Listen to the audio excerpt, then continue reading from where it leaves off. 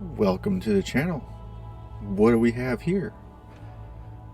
Well, a year ago when I first started getting into posting YouTube videos, I had announced two projects. One was the Castle Ravenloft build in Enshrouded, and the other was going to be this solo RPG game playthrough.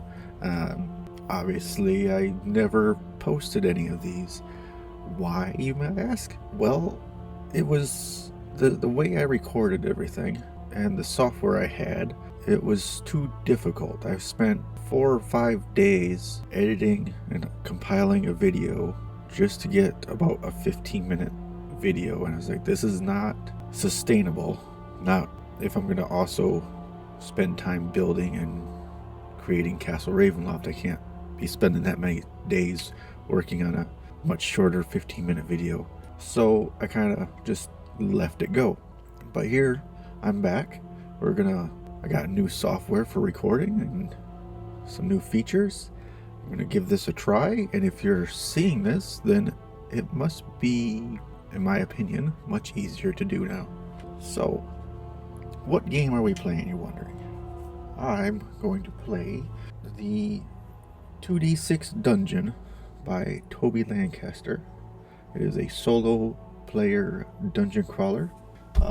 He has, since I've gotten this, he's released surface stuff so you can track traveling across, forest and everything. But what I have is just the dungeons. So the game is, I'm at a dungeon, I'm going in, we're trying to clear it, and gain legendary status. I see on the screen here at the bottom of my character sheet is legendary status level tracker. As the further down into dungeon you get, the more legend status you get. So we're trying to get through 10 layers of dungeon to become a legendary character. Other than my attempt to record this originally, I've played it a few different times, and most of the time I can't survive past the second or third level. So we'll see how long this goes. I'm not going to record the entire floor per video. It's probably each floor of the dungeon will be split into a couple different videos. We're going to make the character, and we're going to start the first couple rooms here. I'll still be editing the video, cutting out things, because I gotta draw the map and then go from there, but hopefully it won't be as bad as it was before. The artwork I did myself. A lot of the character sheet though was taken straight from the rule set. So if you like the game from what you see, I'll have a link to Toby's channel in the description here. The basic gist of the game is you have 2d6 and you should be there two different colors. You pick one to be your first die and your second die, and you roll them both together, and it will, depending on the rolls and what you're working towards, because you have the room size, you'll have one dice will be the width of the room and one dice will be the height of the room. And then for combat, it's your maneuvers and things. We'll get into that when we make the character. I have all the cards for the creatures and everything, but for the game here, I'm going to be putting them right here on the screen as we run into things. So I'll be able to put it right up on the screen like so. Make it a little easier for everybody to see it rather than me trying to hold a card in front of the camera. I've got the basics of the character already on there. My name is Trebet. I am the level 1 character with 10 health, no XP. We have a shift of +2, a discipline of 1, and a precision of 0. And that is all the further I made it. The shift means when I roll a dice, say my maneuver needs a 4 and a 5, and I rolled a 4 and a 6, I have a shift of 2, so I would be able to shift that dice to a 4 and a 5 and therefore execute my maneuver. So that's what the shift does. I can move it, and it's a 2 per turn. And then as combat draws on, if it takes a long time, you get additional shift for each round, depending on how late in the combat it is. So let's bring my my book over here and finish off with my character. I think next step was picking my armor to start with. Yep. So I'm going to go with the hide doublet. Uses A2. So anytime the enemy maneuver includes a 2, I would reduce damage by 1 if they succeed. Alright, going in order, next thing in the list is our starting scrolls. It says, you've been taught the arcane runes of magic and so can read magic scrolls. Select one scroll from the starting scrolls table. We have Scroll of Balance, Scroll of Mental Whip, Scroll of Reflex, and Scroll of Melt Metal. And a scroll, it's a one-time use. Once you use it, it goes away, I do believe. Okay, honestly, it's been a little bit since the last time I played it. I have to refresh my memory of a lot of things. I think we're going to go with a Scroll of Mental Whip, because that one does a damaging psychic attack. You select a weapon. You choose either a long sword, a great axe, or a heavy mace. I'll write this in the weapon box. We're going to go with a long sword. Now, after selecting your weapon, you have to go to your weapon maneuvers table. Select 2 starting maneuvers, and each weapon is blessed by a priest who deal damage to undead, so we don't have any problem with that. Under longsword, we have a few to select from. We have a disguised swoop, which deals d6 plus 2 damage. You have an incisive cut, which is a d6 plus 1 damage. A thrust, which is just a d6. A swing, which is a d6 plus 1 or minus 1. Sorry, d6 minus 1 damage. A slice, which is d6 minus 1 damage. A hack, which is d6 minus 1 damage. Stab, which is d6 minus 1. Carving blow, which is d6. Biting stroke, which is d6 plus 1. And a heavy slash, which is d6 plus 2. So I'm thinking we're going to take one of the easier ones, one of the ones in the middle, which would be like a swing, and then one of the hard, heavier ones. So I think we're going to do a swing and a heavy slash. Alright, so that's our main character sheet. The reason like the heavy slash is harder to get to, because a 6 or a 1 you can only shift into from, you can't shift from a 1 to a 6 or from a 6 to a 1. You can only go from a 2 to a 1 or a 5 to a 6, whereas a 4 you can shift from a 5 or a 3 down to over to a 4. So it's a little more difficult to get a heavy slash than it is the other ones. Next, we jump over to the back page and fill in our other gear. It says that you also start with flint and steel to be used for lighting fires, a lantern, 3 rations, a pouch, a wax sealing kit for potion bombs, and a large backpack for carrying all your loot. You can't just pick up a weapon in dungeon and expect to know its intricacies, so you stick to what you know best and wield the same weapon throughout your adventure. Years of training have taught you how to use it with a decent level of skill. At higher levels, you can have up to a maximum of 3 maneuvers at any one time, which you may swap out for more damaging options when you gain a level. Next is the armor. You can wear any combination of armor to a maximum of 3 pieces, but not duplicate pieces or items that cover the same part of the body, such as 2 shields or 2 pairs of gauntlets or 2 jackets. You would only wear 1. Loot lockup will be something back in town, so if I get extra stuff that I don't want to carry back into the dungeon, I can drop it off in town. Each floor there's a chance to find a secret passageway to get out and make a run back to the dungeon or back to town. Okay, so a large item includes all armor not being worn, rocks, heavy metal objects, tools, volumes of liquid. Your backpack does not count as it is a container. You can have 5 potions and 3 magic scrolls, all dungeon dwelling creatures are aggressive, so we don't have to worry about rolling to see if we're getting attacked. If we enter a room and there's a creature or human or anything in it that's living, it's going to attack us. The only exception is a prisoner in a cage, a jail cell. Those have the chance of attacking us after we free them. They're in prison for a reason sometimes. Go ahead and roll the first dungeon room. This type of dungeon has ample lighting. No penalty is applied here for not carrying a torch. Other types of dungeons may have additional rules for lighting. Generating a room, we decide how big our dungeon is going to be by setting a boundary on your grid, which I've already done. You will see how big it is when we get there. There's a reason why I'm not going to do one floor per video, especially the first video, because we did a whole lot of character generation. So the entrance room, the only room that has nothing in it.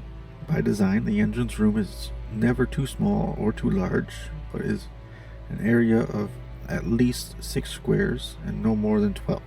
It also has 3 exits, which are all archways.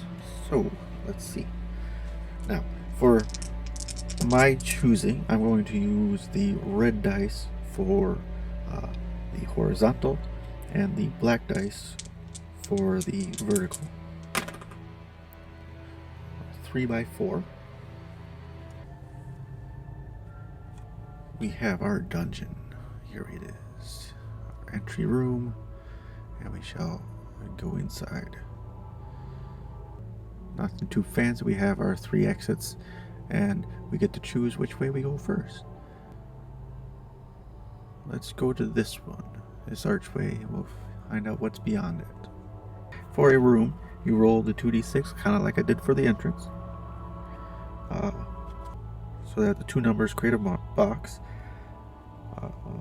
If you roll doubles, when I roll for rolling in dimensions, you get to, aside from a 6, if you roll 2 5s or 2 4s, doubles, you get to roll a second time and then add those together.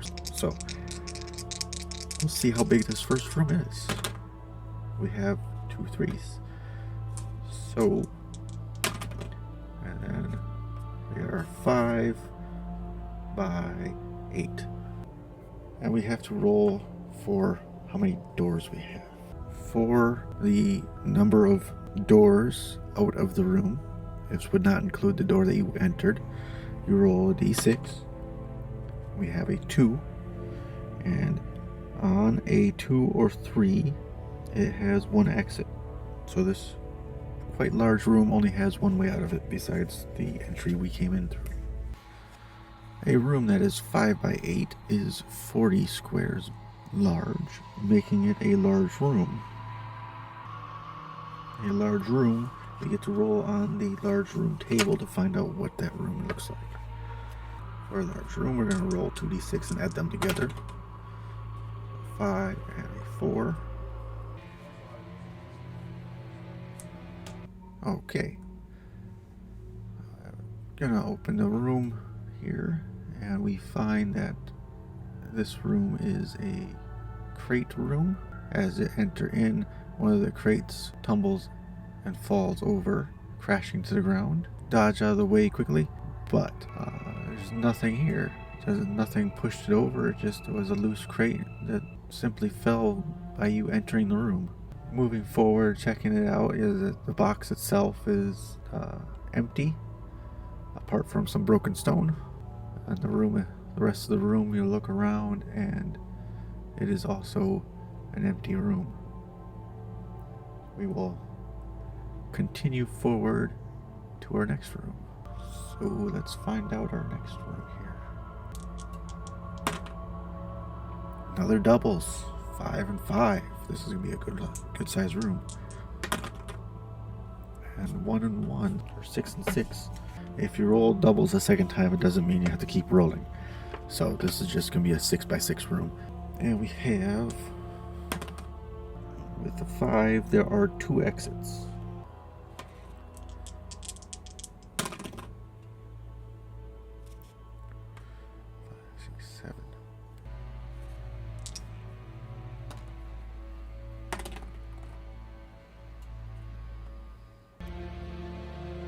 Okay, we're gonna open up this door. We are entering into a temple area. Looks like a temple room. And in the temple, you have dark murals lining the walls. Empty pews form two lines. Chandeliers laden with candles hang above. Behind the pulpit, there stands a figure who happens to be a crazed preacher that instantly attacks. So here's our crazed preacher. And he's gonna come over and we'll close for combat. That is resolved with dice rolls. So let's begin. Let's try and get one of these two things. As I said, the red die is the first die, primary die, and the black die is the secondary die. I have a 4 and a 5. That is not an exact hit, but I do have 2 shift points, which I could take the 5 and bring it to down by 2, down to 4, and then down to 3, making that a swing. And so for the swing, we have 1 minus 3. I believe the lowest you can do is 1 point of damage. Alright, so that was my attack. Now it is the crazed preacher's turn.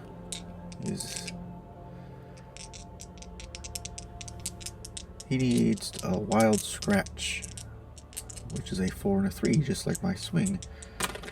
The same for him. We have, continuing here, he's going to need 2 shift points to change that, and he does not have 2 shift points. His shift points is here. He only has +1, so he's not able to scratch me. Track our round 2.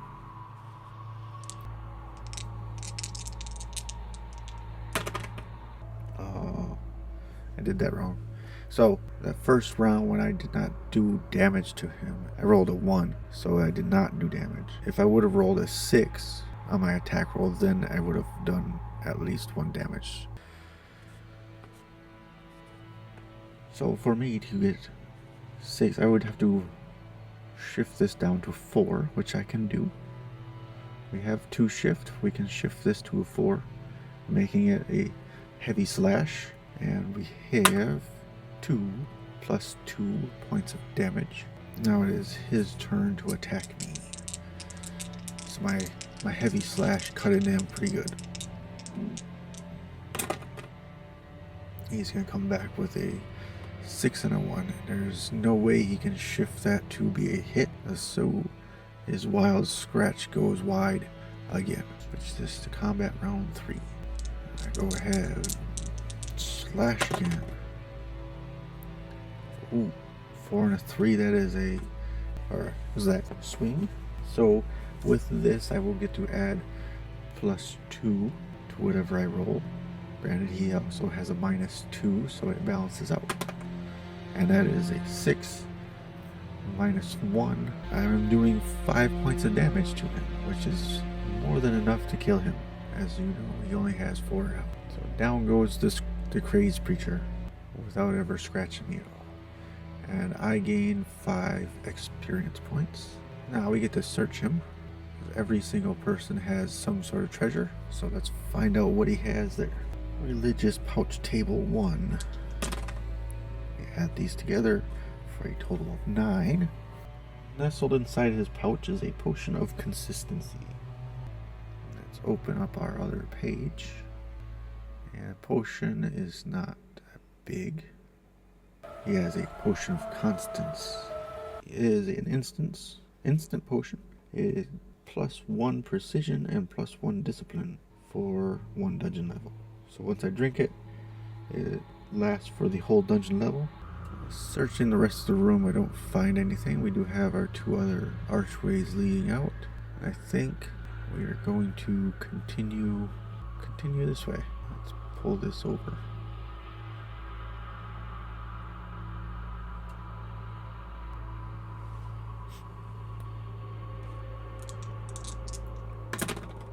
room is 2 by 3. It's a much smaller room than anything else we've run into. And it has 1 door. Gives us a small room. We're gonna open the door and head into this room. It is a very small room with one exit. It is a rough statue of the god Maduva. It is made of a twisted sinew, and there's no space for an offering though. If there was, they take bone, ash, leather, teeth, and in case you're wondering where we could get some of that stuff, we just killed a crazed preacher in the previous room where we could get some teeth very quickly, but there's no place for an offering, so there's no need. So continue on this way.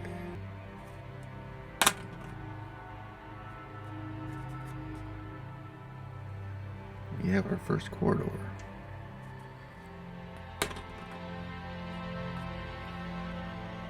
With no exits.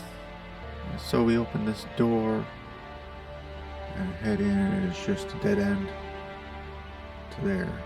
So we will circle back to this door.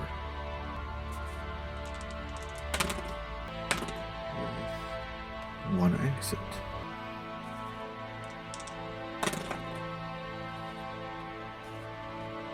Alright, we are ready to move into this room.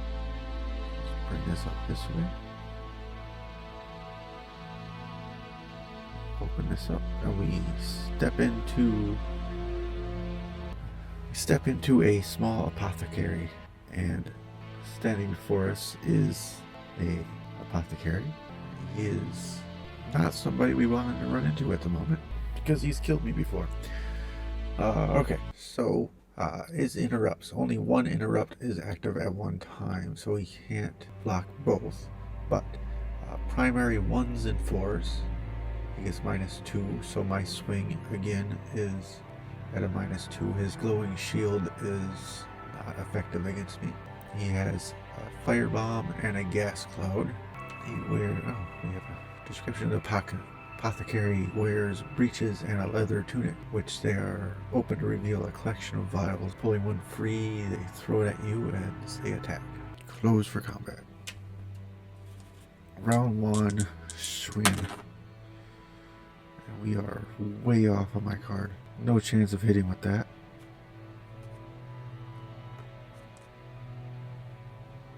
The apothecary gets his turn, and he does 3 and a 4. He has 1 shift point, and with the 1 shift point, he cannot hurt me with that. His potion that he throws, his firebomb or cloud, whatever, crashes to the ground behind me and doesn't hurt me at all. Come on, dice.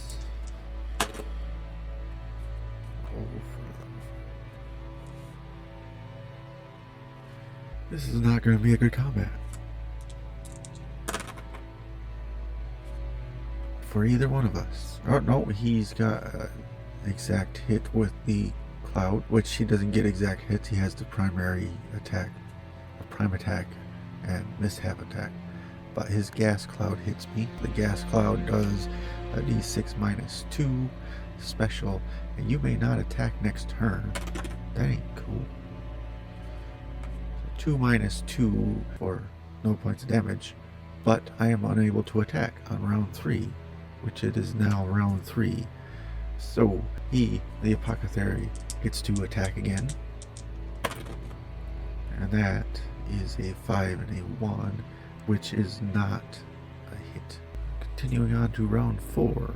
When you reach round 4, everybody gets 1 additional shift. So now I have 3 shifts. Let's see if that helps me hit. That's a 4 and a 1, which with 2 shifts we can get to a 4 and a 3, which makes that a swing and a hit. Although he has blinding smoke from primary 1s and 4s, which would be a primary 4, he gets -2 damage. So We have a wonderful 1 point, so we don't even damage him when we finally hit him. He also has 2 shifts now. That is a 4 and a 4. So he's able to shift the firebomb from a 4 to a 5. And I don't block that at all with my hide arm doublet. Oh, good. 1 minus 2 is no points of damage. Moving on to round 5. In round 5, we each get a +2 shift. Right. So, swing my sword again, and we have a wonderful 6 and a 6, which I can reduce this to a 4 to make a heavy slash, which he does not block at all. And that is 2 plus 2 for 4 points of damage. We're finally on the board. For him, he has 3 shifts. And that is a 4 and a 6. And he only needs 1 to create a firebomb at me. And that is a 3 minus 2 for 1 point of damage to me. On to round 6. Good lord. In round 6, we get 3 additional shifts and remain 3 shifts for the rest of combat. So I have 5 shifts in total for this round, and he has 4 shifts each round. That is a 5 and a 3. We can easily turn a 5 into a 6 and a 3 into a 4, creating another heavy slash.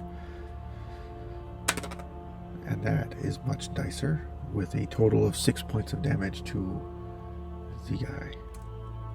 And now he's looking quite rough. Let's see what he can do with 4 shifts. Alright, we need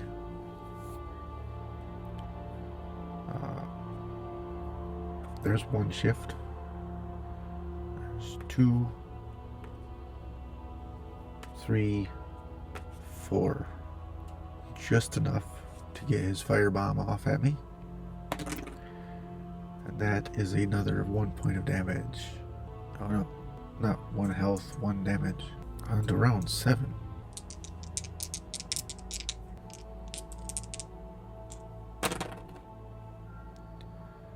I have a heavy swing, or an exacting swing on him, and we have a whole lot of shift points. We have 5 additional shift points, so we have a 6 max damage. Perfect. 6 plus 5 minus 2 is still way more than 2 hit points. Bringing the apothecary down.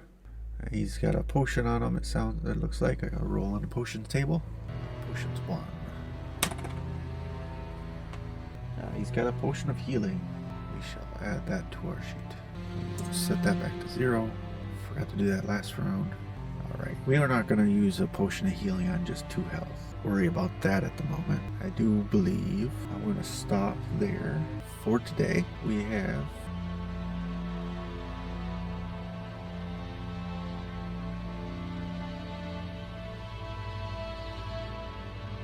explored that far into our dungeon. We have a door here in the apothecary to check out, and then if that goes to another dead end, we return to the main entry hall and check one of the other 2 directions. So that's where we'll pick up next time. So thank you for staying till the end, and have a good day.